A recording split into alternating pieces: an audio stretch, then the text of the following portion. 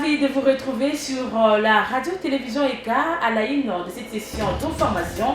Le député national, professeur Dr Claude Nyamugabo Baziboué, poursuit avec sa tournée dans son fief électoral en territoire de Kabaré. Pour la deuxième journée, l'autorité morale du FPCN s'est rendue à l'école primaire Kavumu pour se rendre compte de l'état de cette dernière. Toujours au sommaire au sud Kivu, l'office de route annonce la reprise des travaux de réhabilitation et d'entretien sur plusieurs routes nationales dans le cadre du programme 2022. Vous allez suivre dans les détails dans cette édition d'information. Ces titres et d'autres vous seront développés dans cette édition du journal. Place à présent aux détails.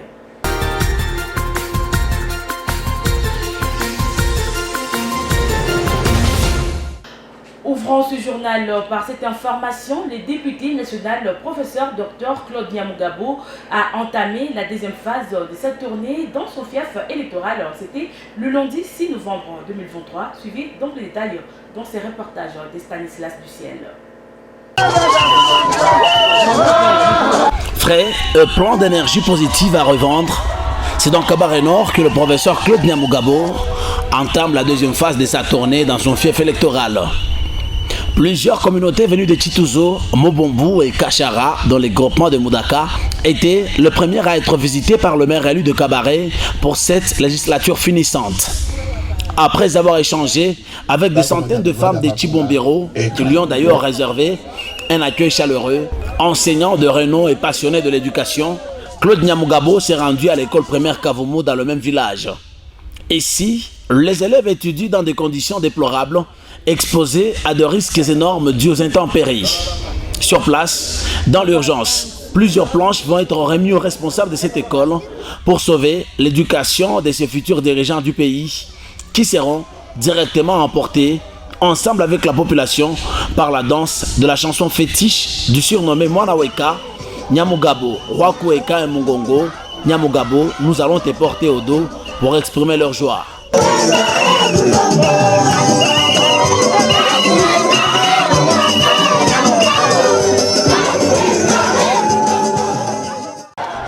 Après, c'était le tour des démobilisés et leurs dépendants d'être honorés par le député national Claude Nyamugabo dans la grande salle du couvent des sœurs Madre Elena de Kavumu. Ces hommes et femmes n'ont pas hésité à l'unanimité de lui promettre leur accompagnement inconditionnel et unanime aux élections du 20 décembre prochain.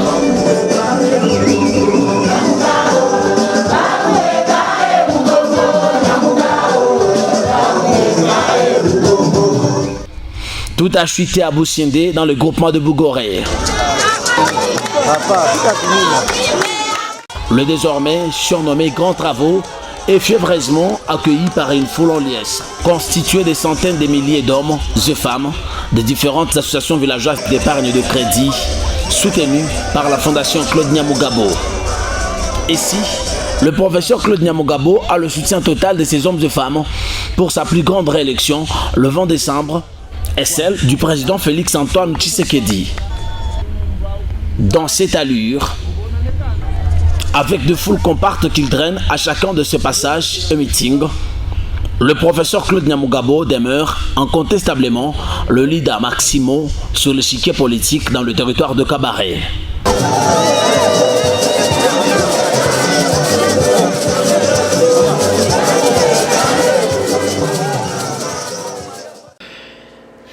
Depuis l'annonce d'une probable arrivée du chef de l'État dans la province du Sud Kivu, les autorités tant urbaines que provinciales semblent être agitées et travaillent d'arrache-pied pour rendre non seulement propre la ville de Bukavu, mais aussi praticable les routes. Suivez ces reportages. Selon un constat dressé par votre chaîne depuis plus d'une semaine maintenant, les travaux d'entretien et de débouchage de caniveaux sont effectués sur la route nationale numéro 2, tronçon place de l'Indépendance, Bagira. Des trous sur cette route sont en train même d'être bouchés pour le rendre encore une fois praticable. À part la route, la place de l'Indépendance a été aussi rénovée par la mairie de Bukavu. Tout cela parce qu'une grande personne personnalités arrivent bientôt dans la ville. Des habitants, surpris de cette détermination des autorités, émettent le vœu de voir de telles initiatives continuer, même quand la province n'atteint pas des autorités en provenance de Kinshasa et d'ailleurs. C'est le cas de Samuel Moulemangabo, habitant et membre de la société civile en province du Sud Kivu, qui dénonce cette hypocrisie des autorités, surtout quand il s'agit de grandes personnalités qui arrivent. Certains habitants estiment que le même dynamisme doit toujours caractériser les autorités du Sud Kivu et ne pas attendre les arrivées des grandes personnalités pour rendre propre la ville de Bukavu. Comme annoncé au sommaire de cette édition d'information, les travaux de réhabilitation et d'entretien sur plusieurs routes nationales au Sud Kivu dans le cadre du programme 2022 suspendu faute de moyens financiers vont incessamment reprendre. Le directeur provincial de l'office de route, Anissé Kakesa, qui l'annonce, précise que déjà le gouvernement central, à travers les FONER, a débloqué la deuxième tranche du financement des 10 travaux qui restaient. Suivez ces reportages. Il s'agit des travaux sur le tronçon routier Uvira-Baraka sur la route nationale numéro 5, Mitiombo sur la nationale numéro 3, Borale-Chabunda jusqu'à Kigouloubé sur la nationale numéro 2, Nyabibwe-Minova sur la nationale numéro 2. À ceci s'ajoutent les travaux de construction des anti-érosifs à Louvungi, Kitemesho et Louberizi dans la plaine de la Ruzizi sur la route nationale numéro 5. Alors que sur la toile circulent des informations faisant état d'un probable détournement de fonds alloués à la construction de ces ouvrages anti-érosifs, l'office de route renseigne qu'avec la première tranche du financement de ces travaux sur plusieurs ouvrages où la route nationale numéro 5 était menacée, de grands travaux y sont déjà effectués en attendant la deuxième tranche qui est déjà disponible pour leur achèvement.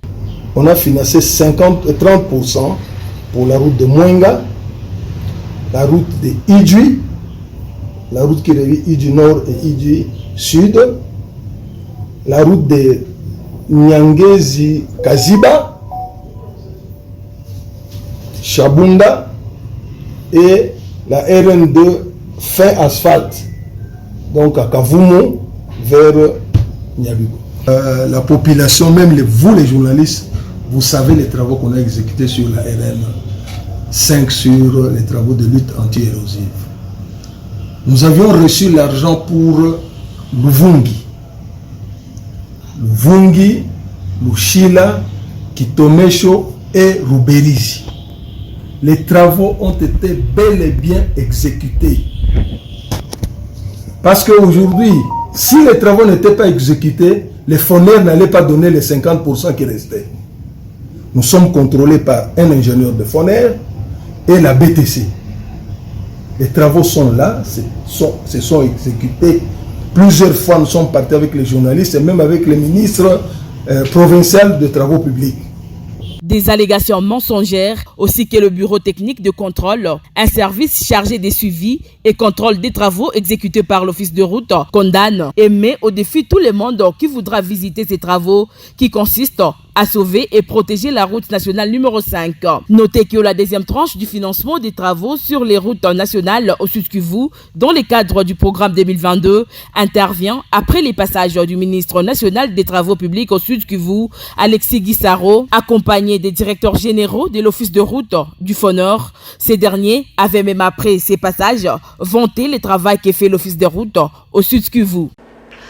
Parlons autre chose à présent. Dans cette édition d'information, la génération Aimé Bouli Sangara était au chevet des victimes de la pluie diluvienne. Donc, s'est abattue dernièrement à Kamanyola, dans le territoire du Walungu, et qui avait causé des dégâts matériels dans les fiefs électorales du ministre Aimé Bouli Sangara et président de la dite génération. Salomon Mouzalia nous en dit plus.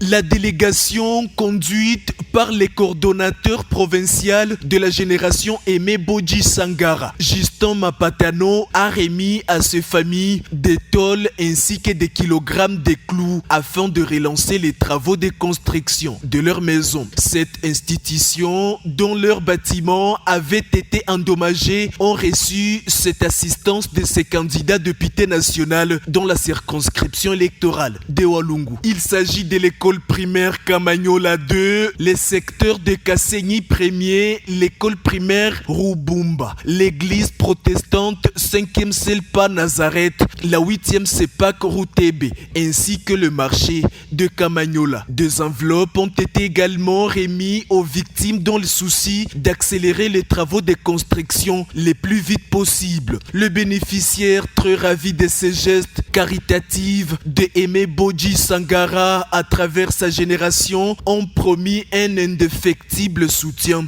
à cet homme au grand cœur. Le coordonnateur provincial de la génération Aimé Bodji Sangara en a profité pour s'entretenir avec le membre de la génération Abès, axe Kamagnola à l'hôtel Kamagnola. Il leur a conscientisé et sensibilisé sur les prochaines élections de décembre 2023. À Kamagnola, la génération Aimé Bodji Sangara a réitéré son soutien au président de la République, Félix Antoine Tshisekedi, candidat président de la République, de l'Union sacrée de la nation.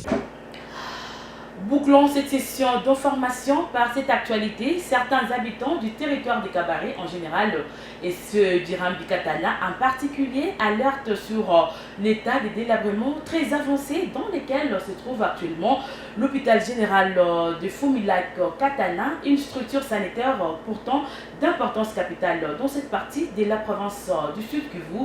Ces habitants renseignent qu'une grande partie de cet hôpital se trouve actuellement dans un état de vestiaire et nécessite une réhabilitation urgente.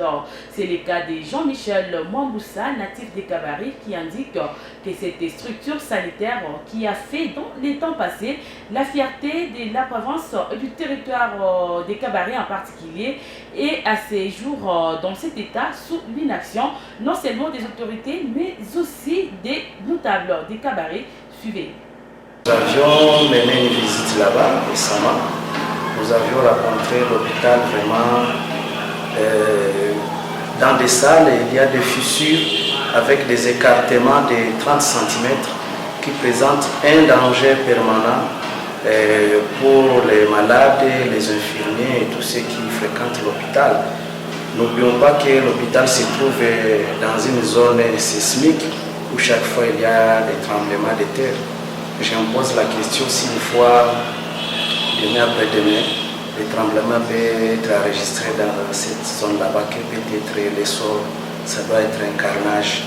Vraiment, c'est ainsi que nous sommes en train de déplorer cet état de lieu que présente actuellement cet hôpital, jadis qui faisait la fierté de tout un pays, parce qu'il y avait même les étrangers, les pays voisins qui venaient se faire soigner à l'hôpital.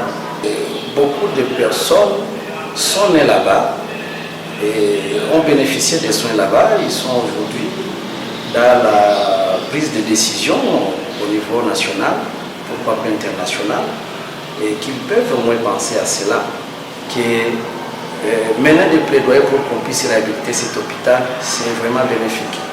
L'hôpital est co-géré, il y a une co-gestion de cet hôpital entre l'Église catholique et l'État.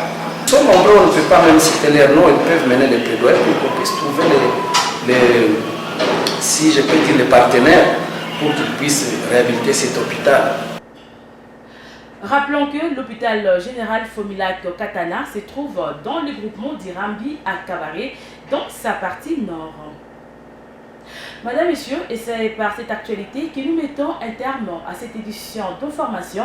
Merci à vous de l'avoir suivi et bonne suite de nos programmes. Au revoir.